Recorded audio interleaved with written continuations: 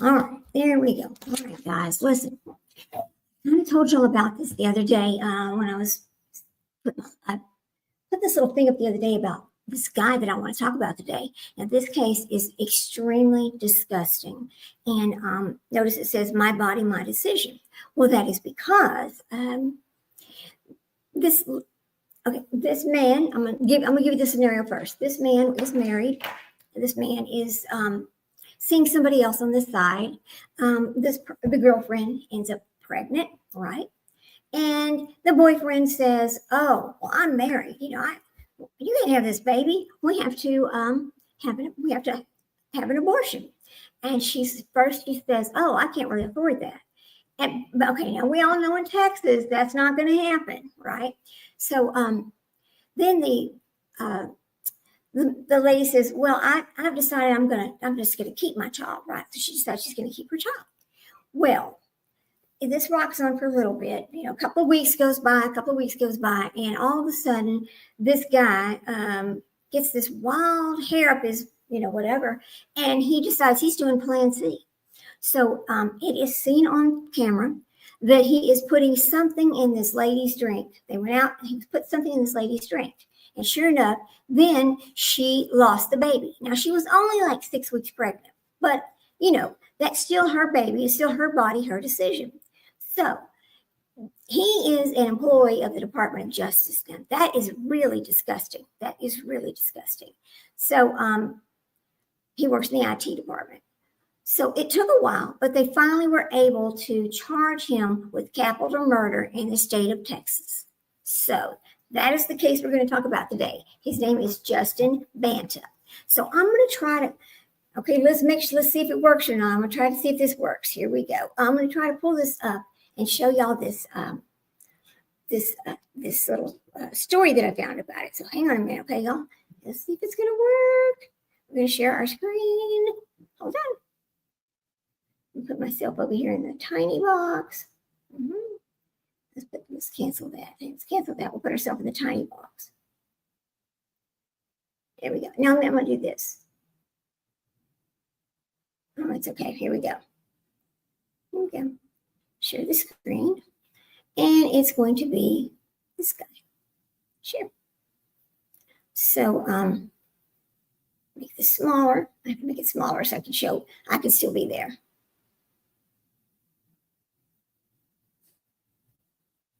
Okay, there it is. Okay, here it is. So I know that's kind of little. I kind of need to make it bigger, don't I?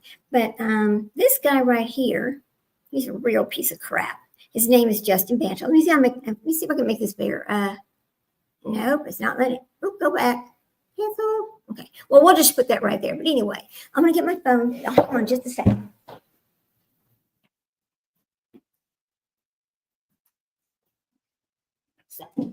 Because I want to read this to you guys about this guy.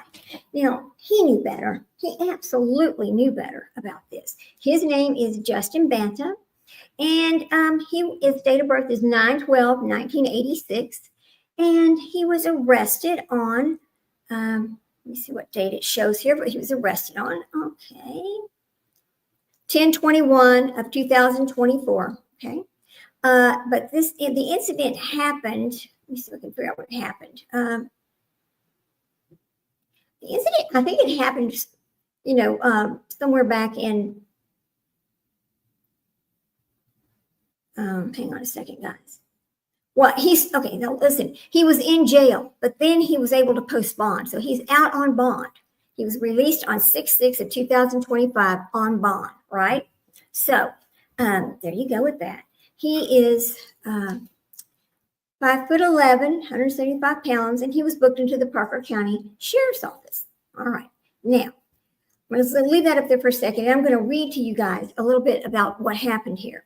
So this guy, this is in Texas, in a harrowing case in Texas, a 38-year-old man identified as Jay Banta is facing charges of capital murder and evidence tampering after slipping a pill into his pregnant girlfriend's drink, leading to the death of her unborn child. Banta was taken into custody on Friday, June the 6th, following a months-long investigation. Oh, wait a minute. Listen, He was taken in on June 6th of 2025. Okay, that's fine. So let me read you. I haven't some other things that I pulled up on this guy. I have requested through FOIA his actual affidavit so I can go over that with you guys, because it's kind of interesting. I mean, the tampering with evidence. I'll tell you what he did to tamper with evidence too. Let me pull that back up. He is thought he was so smart because he is an IT person, right? Hey guys, good to see you. Come on in. He is an IT person. So he knew when they had his phone that he could actually sign in, okay, and start trying to erase things off of that phone. Now, we know that Stephen Stearns tried the same thing, and Stephen Stearns thought he had done that, but this guy was caught in the act of doing it. So let me pull this up right quick, and we're going to talk about this guy for sure. He is just a real piece of work, I'm telling you. Here we go. Lots of weird stories going on right now. I mean, look at Jack and Lily. That case is so sad. I mean, I don't know where those kids are, but you notice those parents, and this happens in all these cases. These parents start getting accused of everything, right? Some people decide, oh God, he abused her. Then you're hearing no, that the person that she was married to before abused her is where the abuse came from. I don't really know, and I'm not going to claim to know, and I'm not going to blame anybody until we have proof that something, who did what. I want to wait until, I'm not going to give an opinion. I'm just going to wait until they find the kids or make an arrest, whatever. I'm not going to judge anybody like that. No. So, and then it's really sad about Travis Decker. I cannot believe he is still on the run. That is fascinating. How is he still on the run? I guess he really, I don't know if he has unalived himself or not. I hope he faces justice. I hope they go ahead and get him arrested, so they can do the right thing. Anyway, let me get this pulled back up for you. Okay. This made me so upset because she had already stated no, she wanted to keep her baby. Well, the other part about this is Justin then had to tell his wife, hey, I got a girlfriend, she's pregnant. Now, I don't know, because I did not find anything that talks about what his wife decided to do, if she stayed with him, if they're separate. I don't know any of that, right? But anyway, so this is going to come from open up. This is going to come from CBS News. Let's give credit to CBS News. And I'm going to go ahead and read that to you, but I'm going to leave this picture right up there for everybody to see.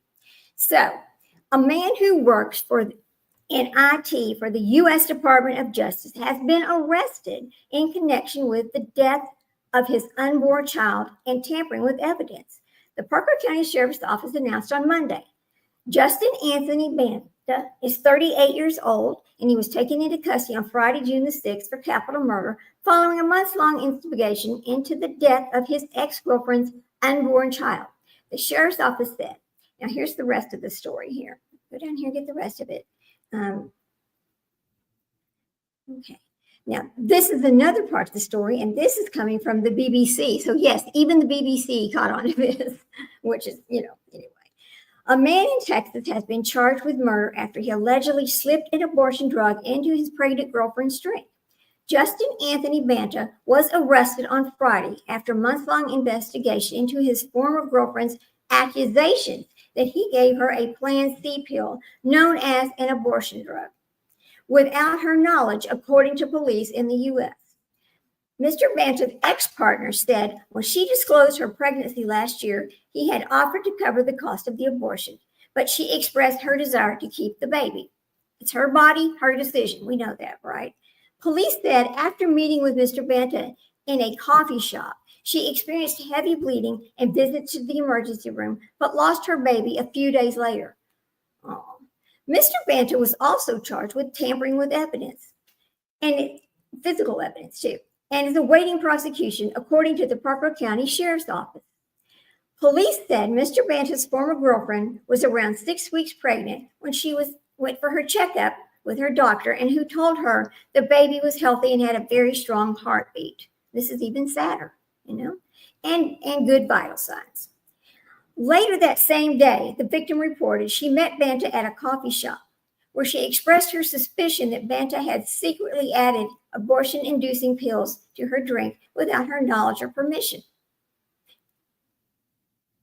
Well, that doesn't, okay, I think there's a little mistake in how this is written because it's like they doubled their thing. Anyway, so Mr. Banta's former girlfriend, we're going to have to go back there because anyway, we'll talk about that later. Said he collected, okay, so following an interview with Mr. Banta, police collected his phone. This is the tampering with evidence part. Wow, I don't know why that looks like that, but that's weird. Anyway. But later discovered crucial evidence relating to this case was deleted, they said. Investigators said they believe Mr. Banta, who worked in IT at the U.S. Department of Justice, later accessed his phone remotely and performed a reset. Oh, like a Stephen Stearns, right? Mm-hmm. An arrest warrant for him was then obtained, and Mr. Banta was charged last week with capital murder and tampering with physical evidence. Police said the cases against Mr. Banta remained active and ongoing. Texas has some of the most restrictive abortion laws in the U.S., banning all abortions except in dire medical circumstances. The state introduced this law in 2022 that carries civil and criminal penalties for those who perform abortions. A law in 2021 also bans the termination of pregnancies after a baby's heartbeat is detected, but does not make exception. But it does make exceptions for medical emergencies. Yeah, we do have really tough laws here about abortion. It used to be a national thing, but then they turned it over to the states, which is, I don't know. I have pros and cons about that. So here's another, and I'll tell you what, this other one, this is from the sheriff's office directly. Now, this is from the Facebook post from the sheriff's office. Okay. Here we go. We'll read the story here. Mm-hmm. Look at this one. No, stop doing that. Come on now. Okay, open up here. Mm-hmm. It needs to open up. All right. Now, this one starts out with in Tarrant County. It says Tarrant County. North Texas man charged with capital murder for allegedly giving pregnant girlfriend abortion-inducing drug in a secret, officials say. Now, this is another story from WFAA News. Now, I know that you can get the arrest affidavit because WFAA News has it, and they have talked about having it. And that's, so anyway, I'm trying to get it. And as soon as I get it, we can talk about that too. So it says, Parker County, Texas, a North Texas man has been arrested on charges of capital murder and tampering with evidence, and his pregnant girlfriends accused him of secretly giving her an abortion-inducing drug and killing their unborn child. According to the release from the Parker County Sheriff's Office, the PCSO, and multiple affidavits obtained by WFAA. All right. According to the officials, a Parker County woman found out she was pregnant in September of 2024 and shared the news with her boyfriend of approximately 1 month. Okay, so they've only been dating each other 1 month, and so she ends up pregnant. Okay, 1 month. All right. Well, wow, that is really sad. The 38-year-old Justin Banta, who is married to another woman, shortly after learning the news, officials said Banta told his pregnant girlfriend that he had ordered for her over the internet an abortion-inducing drug called Plan C that includes the drugs. Okay, this is a long word. Hang on, guys. It's mifepredazone. It's mifepredazone, I think is what it is, and misoprostol. Oh, what is that? It's misoprostol is the other drug. So I guess you take the two drugs, and that is what causes the body to abort the baby. Okay. So yes, he ordered these over the internet. Now that's very scary. That's very scary. Wow. So so after that, upon learning of that purchase, however, officials said the woman informed Banta that she wanted to keep her baby. Per one of the affidavits, the woman then had a sonogram at a doctor's office in Weatherford, Texas on Wednesday, October the 16th, 2024, and learned that approximately 6 weeks pregnant and her unborn child had a very strong heartbeat, displayed good vital signs, and was said to be healthy by the doctor. Officials said that the woman and Banta met at a Black Rifle Coffee Company in Benbrook, Texas, Later on that same day, after the sonogram, after Banta had told the woman that he had a change of heart and wanted to meet. Okay, wow. At that meeting, Banta provided the woman with a drink purchased prior to her arrival. And the thing about this is this is actually on film. They have him pouring it in there. They found it. I mean, they found the footage for this. So from the coffee shop. So here we go. And so she had, at the meeting, Banta provided that woman with a drink purchased prior to her arrival, as well as a batch of homemade cookies. Information investigators said that they confirmed through watching footage from security cameras placed inside the coffee shop.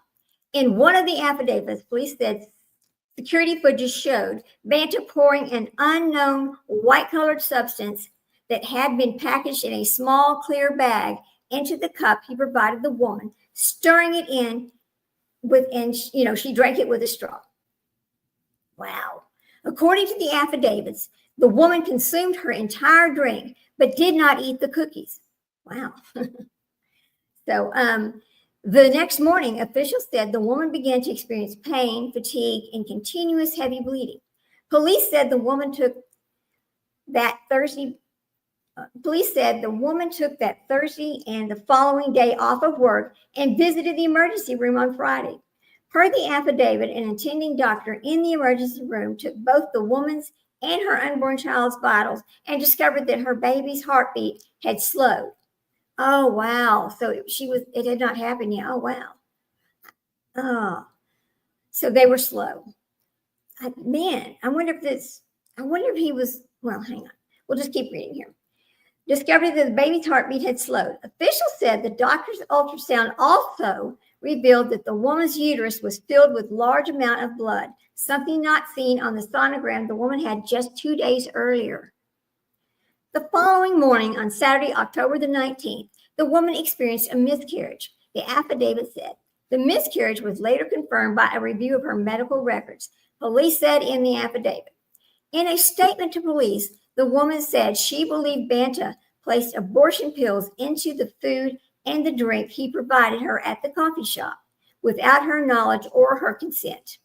According to the affidavit, the woman told the police she'd been very clear with Banta on multiple occasions that she was not going to terminate the pregnancy, and it was her decision.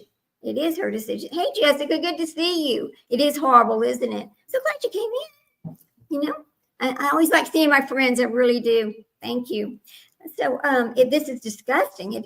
When I first saw this, it made me so mad. I thought to myself, how dare him do that to her and think she's never going to know, that nobody's ever going to know. And the fact you can order this stuff over the internet scares the crap out of me, because how many people can get a hold of things like this and do it again, So anyway, let me keep reading on this. So I got to find the place again. But anyway, according to the affidavits, the one who told the police he was very clear on multiple occasions that she was not going to terminate this pregnancy, and it was her decision.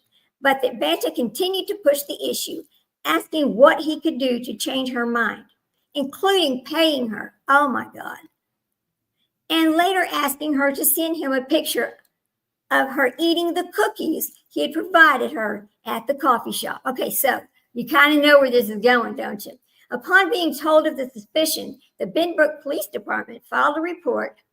Yes, exactly. Filed a report on the incident.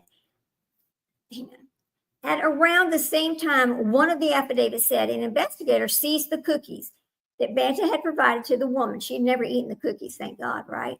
I wonder if there was enough of this stuff in there, because it said the baby's heartbeat and hers had slowed.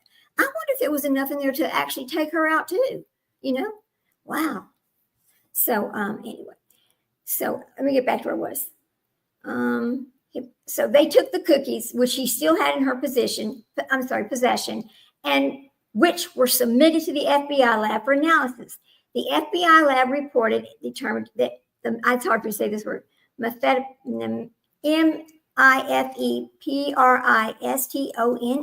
the first drug, and misopristol,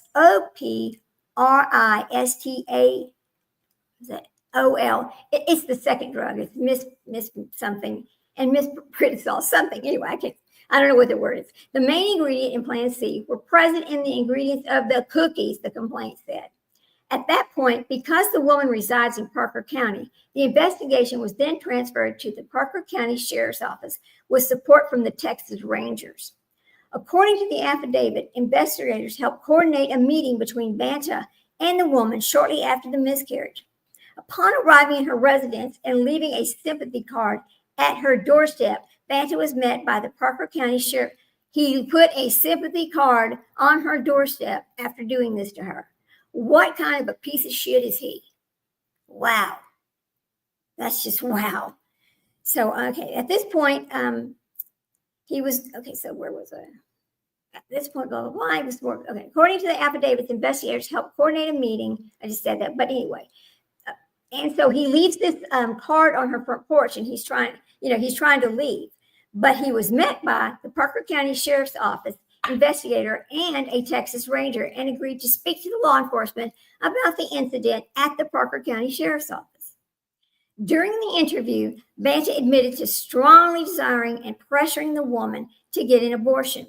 The complaint stated that Banta further confirmed he ordered the Plan C using his cellular phone, but claimed to have a change of heart and disposed of the medications. Yeah, you disposed of it in her drink and her food. That's what you did. Banta, who works for the Federal Bureau of Prisons, denied to investigators during the interview that he had put anything in the woman's drink, however, and gave permission for the Texas Rangers to search his phone, according to the complaint.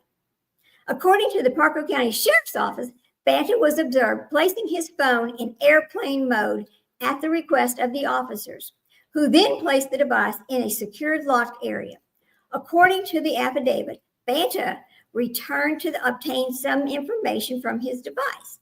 Under the guidance of one of the investigators who interviewed him, Banta was provided his cell phone and was able to access the information he needed before returning the phone, to him.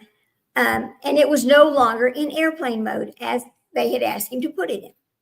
According to Parker County Sheriff's Office, when the investigators later retrieved Banta's phone to download its contents, she discovered, so it was a female investigator, she discovered that the phone had been reset and could no longer be accessed.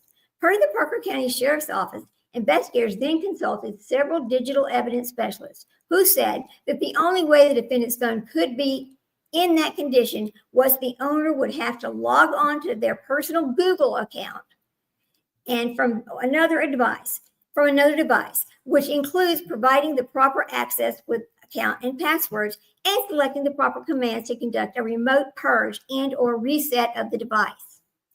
Per the affidavit, Banta later admitted to investigators that he had accessed his Google account after turning his phone over to police so that he could import his eSIM data onto his work phone, but denied any remote deletion of his data. Well, there's only one way. I suspect it's an iPhone. I do. The affidavits said police then submitted a preservation order to Google and obtained a search warrant for the data.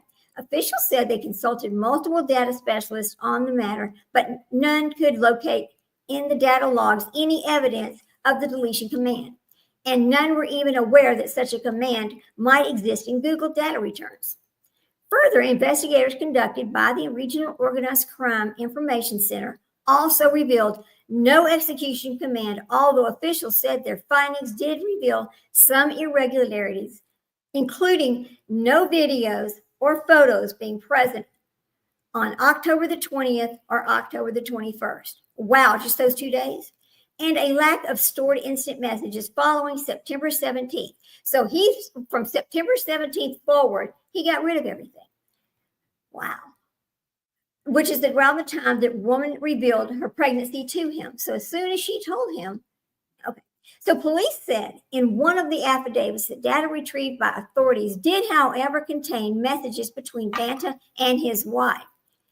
In there, he informs his wife that the woman is pregnant and that he hopes she will agree to get an abortion and that he had ordered pills for the woman to take. He told on himself right there to his wife. I always want to know what makes these criminals think they're going to get away with this. What makes them think that nobody's going to be able to figure out what they did. Nobody's going to know anything. He works for the Department of Justice. He should know. he is going to get caught, right? Wow. Okay. So he informs his wife, and so she says that he'd ordered the pills and for the woman to take to use. Per one of the affidavits, additional messages between Banta and his wife included discussions of the legality of abortions in and outside the state of Texas, as well as a message from Banta's wife that he said he better hurry in convincing the woman to terminate the pregnancy. One of the affidavits noted that investigators also attempted to locate a laboratory to test the woman's blood or urine, as well as the remains of the miscarried fetus for traces of those two drugs, but came up short in their attempts to find one that was able to or was willing to test these things. Now, I find that hard to believe because, the FBI test, they test everything. Why would the FBI test these things? I mean, that's absolutely crazy. So, Banta now faces charges of capital murder with the Texas Rangers and charges of tampering with evidence from the Parker County Sheriff's Office on arrested and booked. Okay, there's a mistake in here, Sheriff's on charges. Okay. He was arrested and booked into Parker County Jail on Friday, June the 6th, and was released the same day on bond. Now, his bond is rather large. It was $500,000 on one, and I think $200,000 or $20,000 on the other. So that's rather large bonds. Yes. Banta, who the Parker County Sheriff's Office press release described as someone who works at an IT department of the U.S. Department of Justice, declined WAFA's request for an interview when approached for comment on Monday. Of course, he's not going to talk. Instead, he chose to provide only a short statement. This is what his statement said. I am innocent of the charges against me. Dude, it's all over your phone, all over your Google accounts that you ordered the drug. You met her. It was on film. You were pouring white stuff into her drink before she got there, all right? Banta's attorney, Michael P. Haskell, echoed that same sentiment in his own statement provided to WFAA on Monday. The charges against Justin will result in a vigorous defense, Haskell said. He maintains his innocence as he did so when he fully cooperated, and cooperation included him voluntarily consenting to his phone being seized by the investigators. I remind the public that these are only allegations and that Justin looks forward to cleaning his good record, his good name in court. In that vein, we ask that his privacy and the due process of law provides him and the rest of us to be honored and protected. Wow. Okay. This is a relationship gone bad. Okay, here's the excuse. Here's the excuse. This is our favorite, always is the excuse. This is a relationship gone bad, Haskell said, and Banta is a victim. Banta is a victim. Oh, God. He's the victim now. Wow. Jeez. Oh, okay. I guess this woman basically trapped him into having an affair with her, and then also decided to get that she just did this on purpose because she wanted a baby, I guess. So he's innocent. He's innocent. Right. And a victim. Wow. And I think the evidence will bear that. In fact, I believe the evidence will play out and will bear out the facts that she, in fact, tried to obtain pills to terminate the pregnancy earlier on. It was only after she allegedly discovered that he was seeing other women that her mind changed, and here we are. Okay, so now this is a punishment because he was cheating on his wife and cheating on her with other women. So she decided not, oh boy. Oh my God. The attorney also pointed out that Banta had yet to be indicted on any charges and questioned whether a grand jury would find the capital murder charge in particular to be appropriate given the facts of the case. They're reaching, Haskell said, and the investigators and the affidavits they filed against his client. They're trying to spin any action on his part or any statements on his part in a way that makes him appear guilty. This is kind of par for the course of these investigators who take it upon themselves to believe each and everything that the alleged victim tells them without doing the actual scrutiny. And these typos, I'm sorry, there are typos, but anyway, and these types of cases should be required. As Justin Banta's attorney, I'm also concerned regarding the unethical approaches and techniques employed by the investigators who, despite knowing my representation, continued to question my client outside my presence and also while in custody to hopefully extract a confession. This was and is a violation of Justin's Fifth and Sixth Amendment rights to due process and counsel. This is what high school statement on Wednesday. Okay, there's the story basically. That is, wow. That is really, really. I mean, how are you going to sit there? How's he going to be a victim? Tell me how he's the victim. You know, how is he the victim? I mean, it is illegal to get an abortion in the state of Texas. We all know that. So I want to know, how in the world did they order these pills and get them shipped to Texas?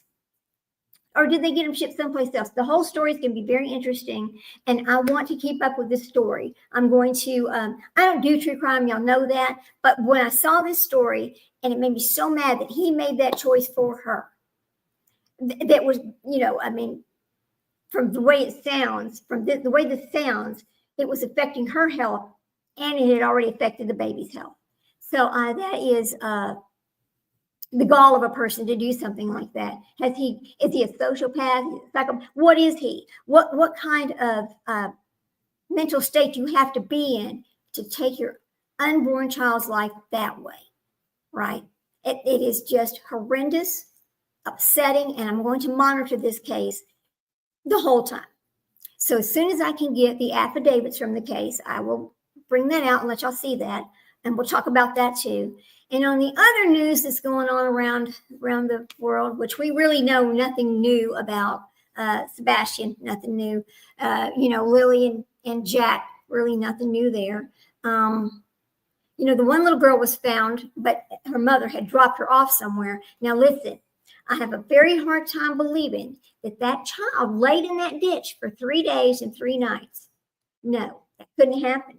He's a monster, not a big. Yeah, you're damn right, Jessica. He is a monster. Absolutely a monster. You know what kind of monster he is? He reminds me of, even though it's a different crime, Stephen Stearns. Because let's just talk about that for a minute. We know it's not true, but what if little Maddie had been?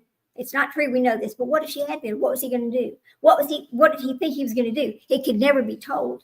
And I often wonder. Now I know this is going to. Just bear with me here. I often wonder if she had told him that maybe she was, and he got scared. And because you can't hide that, you cannot hide 13-year-old pregnant girls. You can't hide that. So I just wonder if any of that went on in that situation. I mean, we may never know, but wow. Anyway, I was talking about. See, I get all sidetracked. Anyway. The little girl that was found, she said, "Oh, I'm just waiting on my mom. She'd been there 3 days and with no water, no food." Do you honestly believe a child is going to sit in a ditch for 3 days and 3 nights? No, I do not. I do not believe. I believe there's something else that went on there, and I look forward to finding that out. It's just, it makes no sense at all. None. So anyway. I was just going to come on today and talk about that. I was hoping to have my affidavits, but I don't have them. I don't know. Yes. Oh, yes, that guy. Oh, yes. Oh, yes. I mean, it's, and then let me ask you about this. If this was your life and it was your spouse, would you stay with the spouse?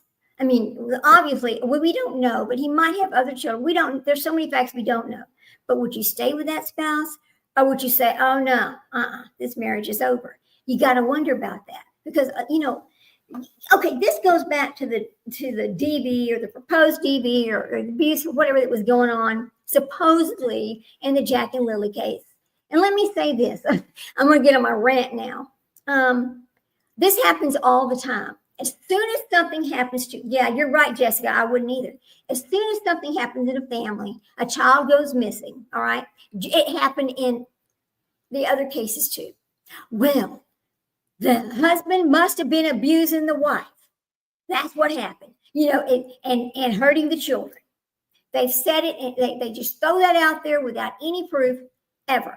And I see it all the time. I don't understand how people can do that. You don't know. You should never just say things like that until you have facts to back that up, don't say things like that. You know,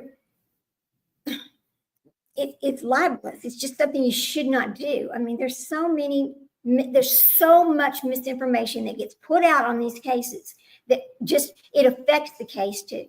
I mean, look, I'm going to talk about this for a second too. I'm sorry, guys. I'm on my rant now. I can't help it. But okay, let's talk about Sebastian for a minute. That case has so much misinformation and so much crap put out there and so much accusatory things without any proof to back any of it up, right? And that has just caused this case to, I'm going to say, it just puts it in a light that oh my God, throw their hands up now. Well, we got nothing. Okay, we got nothing. You know, it's just not good. It's just not good. I mean, I believe that. I'm not 100% sure, but I think I remember something in the Wells case as well, where they decided that he was abusing her and the daughter, right? The wife and the daughter. I need to go back and check that fact. But I mean, it just always happens that way. And I don't understand it. But I don't know. It's too much. There's just too much of this going on. And you know, Jack and Lily, they could be in the woods. We don't know. I did listen to something today where the lead searching team, the lead of that team said that she thought they were really in the woods, that they'd really just went out to play over there because they have some sort of, this is what I understand, they have some sort of little play cabin or something that's kind of like behind the house in the woods. And it's because, remember, Daniel said it took him about 30 seconds. He ran over there and checked the little cabin first. Okay, because it's their little playhouse thing. Well, maybe, I mean, they could have gotten up and went outside and played in that little cabin and then further down went further into the woods. We don't know that. I mean, if there's no proof that somebody picked them up, there's no proof of nothing. I mean, what else could it be, right? What else could it be? Now, and another thing I've heard, and I don't know, Jessica, have you heard this too about, them saying that Meadow was actually taken by CPS, or is Meadow with her mother but still under the umbrella of CPS? That's what I don't really understand, because I've seen it said both ways. And I'm like, well, it can't be both ways. It's either one or the other. Because again, the misinformation that gets thrown out there on all of these cases, you just don't know what to believe. And because, we don't get the facts, well, and I know police don't owe us any facts. We know that. But I do think if you're asking the public to help you find some child, you need to give them some of the facts, or at least the truth of the facts that you know already, so that they know how to help you. You cannot just blindly go out and help find missing children. And that's what happens here. That's exactly what happens. And, you're just going off of, when you don't have any facts, your mind starts filling in the blanks to what makes sense to you. And I just think that's just not the way it should be. I mean, but I understand people wanting to go out and help. I really do. And I'm so glad that people do go out and help. And I'm just hoping that, Decker will be found soon. And I'm hoping Jack and Lily will be found soon. And I'm hoping Sebastian comes home soon. I really want the best for all of them. Now, I don't know what I'm going to work on next. I haven't really decided yet. But I just wanted to talk about that for a minute. But I do need to get back on our other things that we had been talking about. Now, we know Lori's trial is already over, but I do have documents from that trial that they did not use. Okay, so they were going to do bring in her old charges and things, but then they decided not to. Well, I have all those documents, and we can talk about them. And oh my God, here's the one other thing I discovered. And I'm very happy about this. And I've always said this. I've always said Zaluma and Melanie Gibb and Melanie Palau, they all need to be charged. They all need to be charged, because when they started talking about doing the castings, what in the world? You're participating in it. Are you just saying you're just over there playing with them? I mean, she's over here being serious. And the liberal pastoress thinks that she can create rain or whatever, based on things that Chad had told her. So you just got to wonder, what did they think was happening in the castings? Because it was explained to them. It was explained to them. I know all these children have been failed. They absolutely have. They absolutely have. I think you're right about that. But anyway, I hope so. I think they are going to bring further charges in the other cases to the other takers in the castings, because that is it's the same thing that Lori got. I mean, they conspired to take out lives, right? They conspired. They absolutely did. And they had to remember David Warwick. Jessica, I don't remember if you were in here when I talked about this, but David Warwick, which was Melanie Gibbs, well, she actually married him, but they're not married anymore. One of the things that I had learned about him when I started studying the Bible and that case was that he was known in the Mormon church to have the visions and things that Mr. Chad was claiming to have. But this guy was really some kind of, he was known to have them. So remember, he said that he was having a bad dream, or he was having this vision when he was staying at their house in Rexburg, and that that they were looking for Chad to give him a blessing. Well, I want to say in my mind, and I could be so wrong, I want to say he knew they were doing something to that baby, because the next morning he said, "Hey, I want to say goodbye to JJ, blah, blah, blah, blah." And she gave the excuse, well, he was being bad. And so, he knocked my picture of Jesus off and all these other things. And so he went with Alex, right? I think that he absolutely knew already something had happened to that child. I think he heard things. I don't think it was a vision or a dream. I think he heard things, and I think it scared him, and it should have. Anyway, that's just something else that I found out, and I'm going to go. I just want to go back in there and look at some of those other things, and I just pray they get charged. I just pray they get charged.